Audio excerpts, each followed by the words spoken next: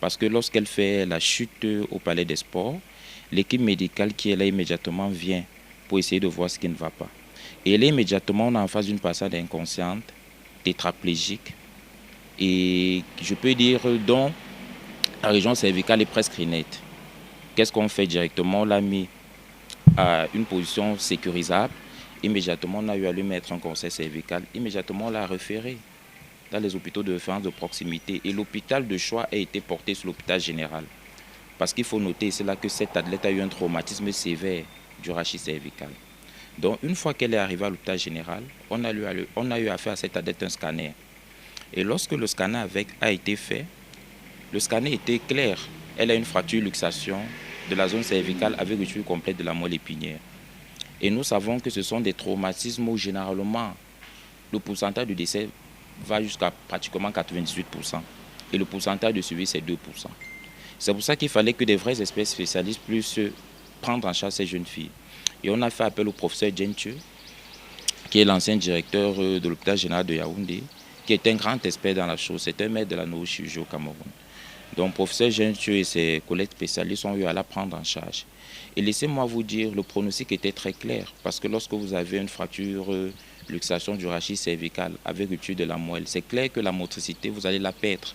Mais il était question aussi qu'on se batte, qu'elle ne soit pas comme un légume, qu'on puisse au moins récupérer la stabilité du rachis, et de la colonne vertébrale en fait, pour que tout le monde comprenne, de la colonne vertébrale. Donc, et l'opération a été faite selon les règles de l'art, et cette dernière a récupéré. Et il faut savoir que avant même d'entrer au bloc opératoire, le mandataire de la famille, qui était le père de la famille, a été interpellé par rapport à ce sujet.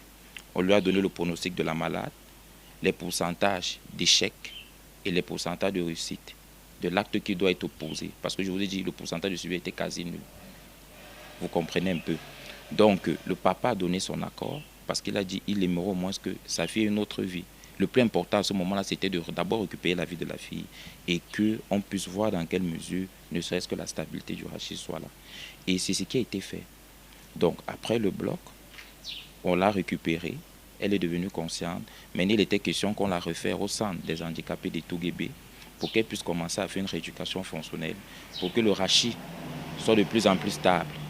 Et lorsqu'on a commencé à faire la rééducation du rachis, Dieu merci pour nous, la tétraplégie est finie en paraplégie. Ça veut dire qu'elle commence déjà à légèrement mouvoir les membres supérieurs. Et malgré qu'elle ait perdu la motricité des membres inférieurs, c'est pour ça que je parle de paraplégie. Donc il faut savoir que toutes les prédispositions étaient prises. Et on est même allé jusqu'à un peu, je peux dire, surpasser la police d'assurance. Parce que la police d'assurance qui était prévue, c'était prévu pour toute une équipe. C'est prévu pour toute une équipe. Si vous avez une équipe de 10 judokas, lorsqu'on vous donne une police d'assurance, c'est valable pour les 10 judokas. Mais le cas qu'elle a eu a fait que l'État du Cameroun se mobilise. Encore en faisant un appui financier supplémentaire qui va au-dessus de la police d'assurance parce que son acte chirurgical coûtait extrêmement cher. Et avec la rééducation fonctionnelle qu'elle a fait au centre des handicapés de Touguébé. Donc ce n'était pas chose facile, mais Dieu merci. Premièrement, là où nous sommes satisfaits, c'est que la jeune fille a eu à récupérer la vie. Deuxièmement, elle a une stabilité du rachis malgré qu'elle est sous fauteuil roulant. Troisièmement, c'est vrai qu'il y a eu perte de la motricité. Mais cette perte de la motricité, nous avons espoir qu'avec le temps, qu'elle puisse aussi retrouver la motricité des membres inférieurs.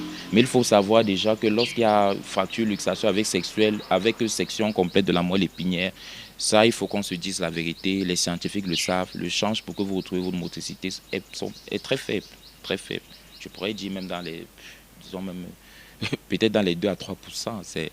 Mais vous savez, nous les médecins, ce qu'on fait, on soigne et le Seigneur fait le reste.